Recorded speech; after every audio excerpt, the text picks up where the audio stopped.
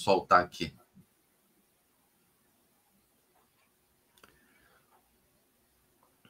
Quer que eu deixe a tela em maior? Maior assim tá bom. Tá aí. Não, tá bom, tá bom. Tá Tá bom. bom. Tá legal. O pessoal consegue acompanhar. Então, por que nós comemoramos, né, o Dia Nacional da Astronomia no dia 2 de dezembro, né? Essa data ela foi escolhida porque é a data de aniversário, né, de nascimento de Pedro II, Dom Pedro II, que é 2 de dezembro de 1825, né? Ele nasceu na cidade do Rio de Janeiro, né?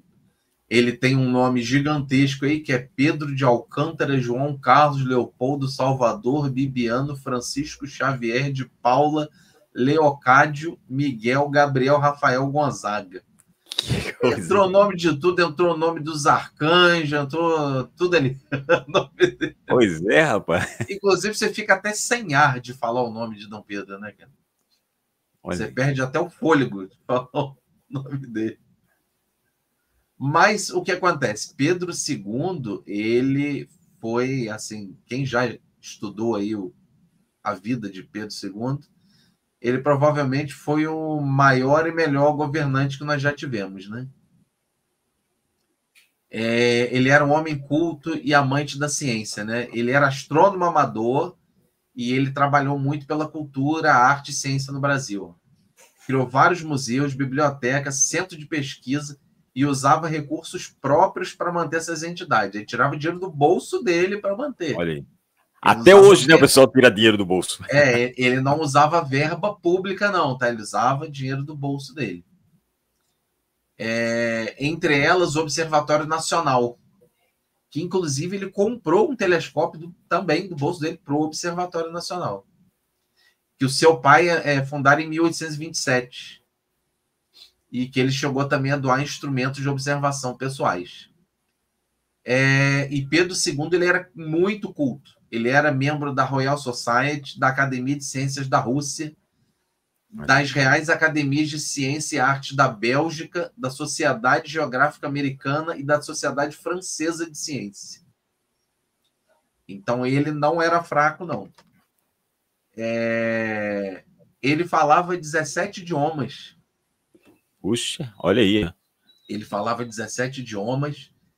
Ele foi o primeiro a traduzir o livro As Mil e Uma Noites do árabe para o português.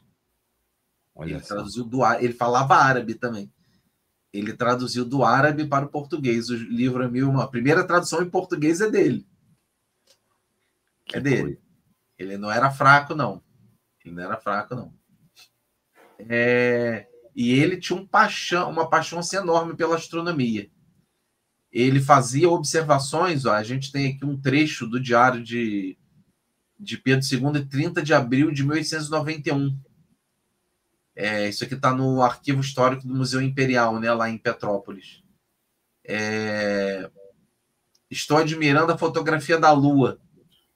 Com efeito, é um aumento direto de 15 vezes. A idade da Lua era 167 horas. Aí ele fazia desenhos aqui, ó, no diário dele.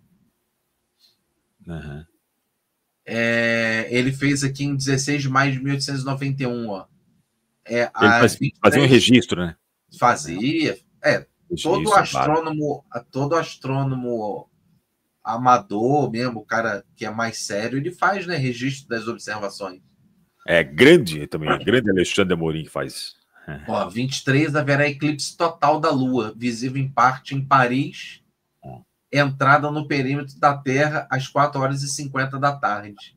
Grandeza do eclipse, ele botou lá 1299 de diâmetro da Lua. Como é 23, a Lua nasce em Paris. Ele estava em Paris nesse dia, né? Às 7h44 da tarde. Só se observará o fenômeno no fim, saindo a Lua da sombra às 8h26 e da penumbra às 9h31. Então, ele registrou lá certinho a hora que ia começar, a hora que ia acabar. Ele era bem sério. Aqui a gente tem alguns instrumentos particulares dele, né? Isso aqui é um canhão do meio-dia. Isso aqui é um negócio interessante, que você tem aqui um relógio de sol. né? Tá vendo aqui um relógio do Sol? E você tem um canhão com uma lentezinha de aumento aqui. Quando o Sol atingia o meio-dia, essa lente que ela projetava o raio aqui no canhão disparava ele. Olha aí. E disparava o canhão. É um instrumento Canhão do exótico, meio-dia. né, cara? É um instrumento exótico. Pois é. É aqui a luneta dele também, que está lá no Museu Imperial. Uma das lunetas que ele utilizava, né, para observação.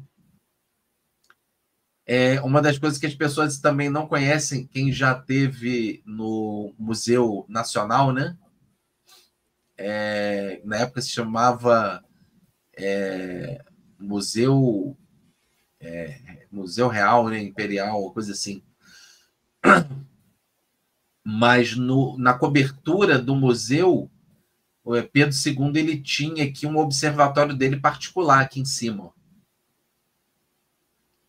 Ele tinha um observatório particular. Aí, quando o Brasil se tornou república, né? Em 15 de novembro de 1889, depois isso aqui foi destruído. Isso aqui foi destruído. O que é uma pena, né?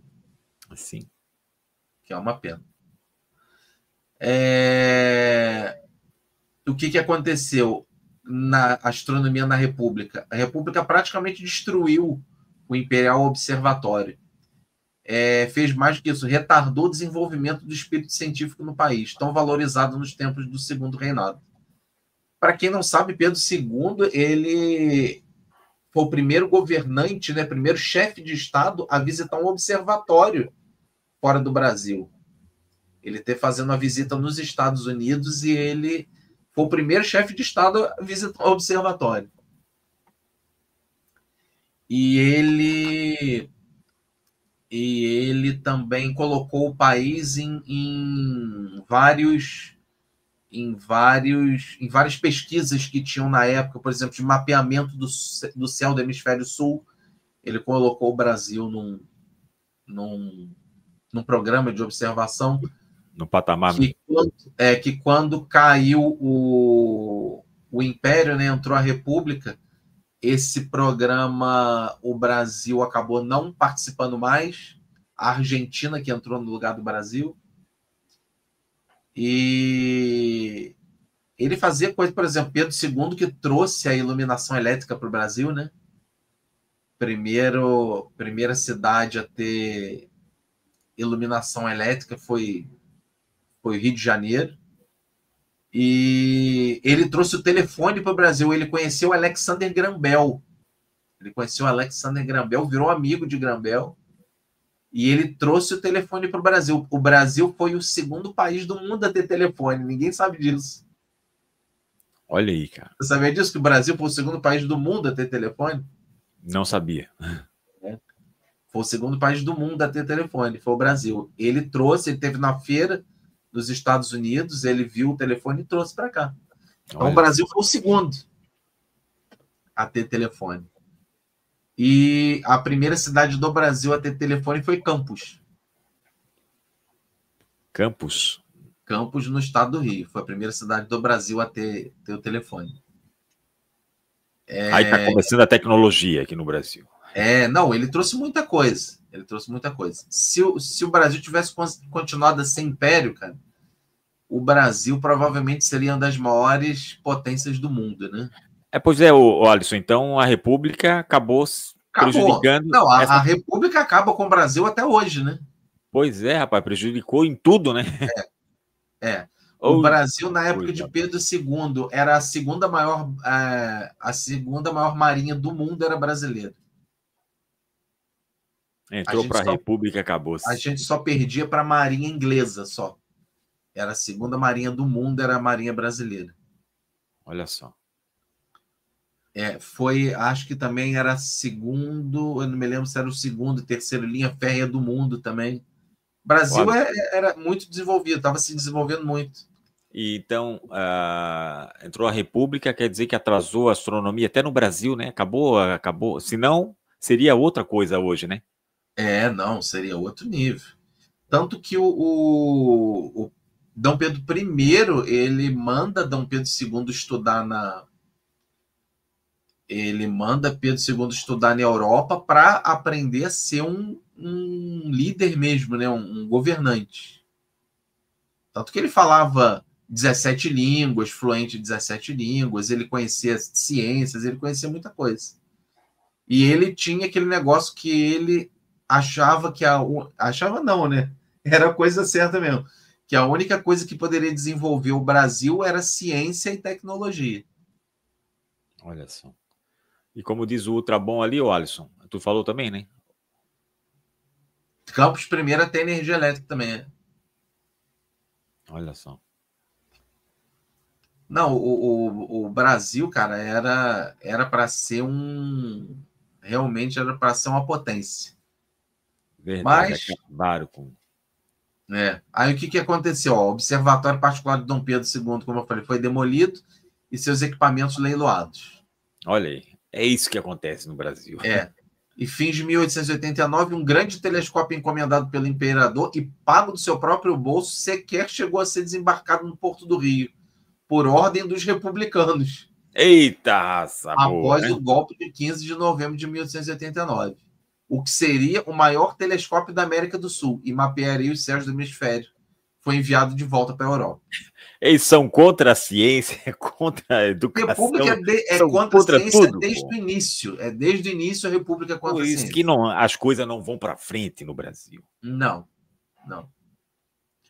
Entendeu? O primeiro presidente republicano a iniciar os trabalhos de reconstrução dos observatórios brasileiros foi Emílio Médici em 1969. Olha quanto tempo passou. Gente, que horrível, né? Que o Brasil ficou atrasado. Muito. Nem não vou falar muita coisa aqui, mas sempre. Né? Aí, então, nós temos hoje o Dia Nacional da Astronomia, né?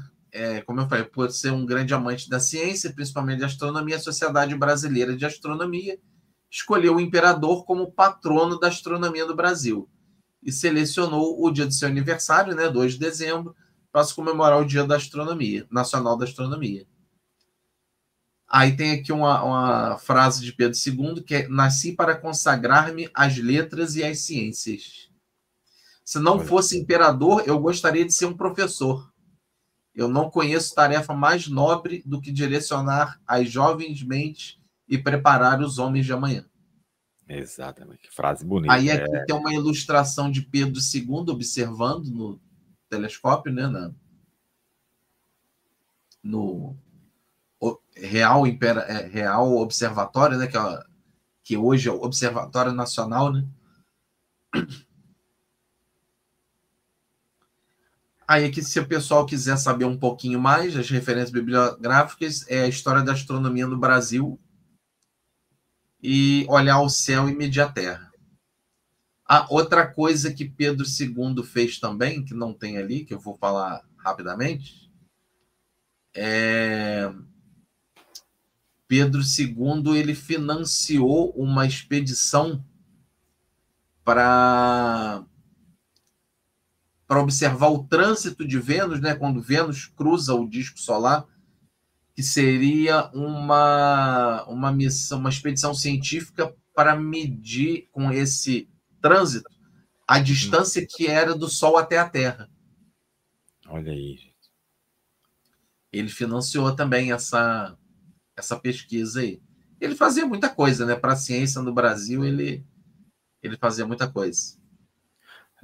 E o que a gente vê é o contrário hoje, né? O pessoal não investe em nada, não investe em ciência, educação também. Os caras querem cortar as coisas.